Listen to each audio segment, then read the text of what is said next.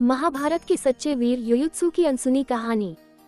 धृतराष्ट्र के एक वैश्य वर्ण की पत्नी थी, उसी के गर्भ से युयुत्सु का जन्म हुआ था। युयुत्सु का स्वभाव गांधारी के सभी पुत्रों से बिल्कुल अलग था। वह आपसी कलह और विद्वेष का विरोधी था और सदा धर्म और न्याय की बातें करता था। लेकिन चून की सत्ता गांधारी के पुत्रों के हाथ में थी, इसलिए कोई भी इसकी नहीं सुनता था। कौरवों ने जिस प्रकार का छलपूर्ण व्यवहार अपने भाई पांडवों के साथ किया था, उसकी कटु भर्त्सना युयुत्सु ने की। दुर्योधन आदि इसका इसी कारण अपमान भी करते थे। कुछ दिन तक ये देखकर कि कौरव किसी प्रकार भी धर्म के पथ पर नहीं आएंगे, उसने इनका साथ सदा के लिए छोड़ दिया। युद्ध से पहले युधिष्ठिर ने घोषणा की थी कि जो हमारे पक्ष की ओर से लड़ना चाहे वह हमारे यहाँ आए, हम उसका स्वागत करेंगे।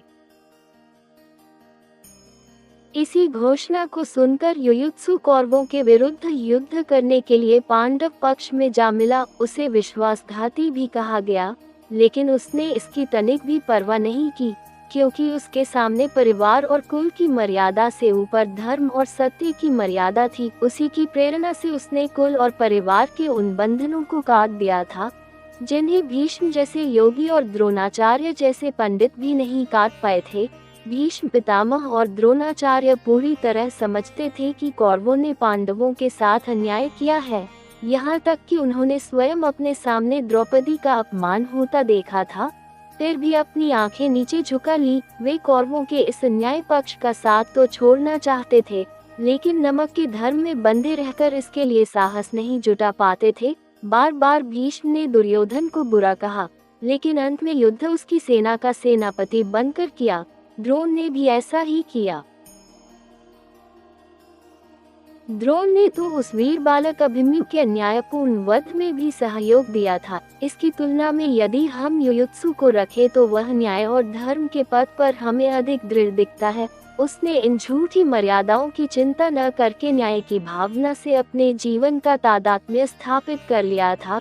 कुछ नासमझ व्यक्ति उसको विश्वासघाती या कुलघाती कहते हैं, लेकिन जीवन के सत्य की विराट आधारभूमि पर चिंतन करने से पता लगता है कि वह बड़ा ही सच्चा शूरवीर था। पांडवों के यहाँ उसका अपार स्वागत होता था। उसने भी पांडवों की ओर से सच्चाई के साथ युद्ध किया था और उनका इतना विश्वास जीत लिया था कि जब परीक्षित को राज्य देकर पांडव हिमालय की ओर चले तो युयुत्सु को परीक्षित का संरक्षक नियुक्त कर गए। इन सब को देखकर हमें युयुत्सु के रूप में एक ऐसा पात्र मिलता है जिसमें सत्य और धर्म के प्रति अपूर्व दृढ़ता और साहस था, और जिसने कभी झूठे बंधनों में बांधकर अपनी आत्मा को नहीं बेचा था।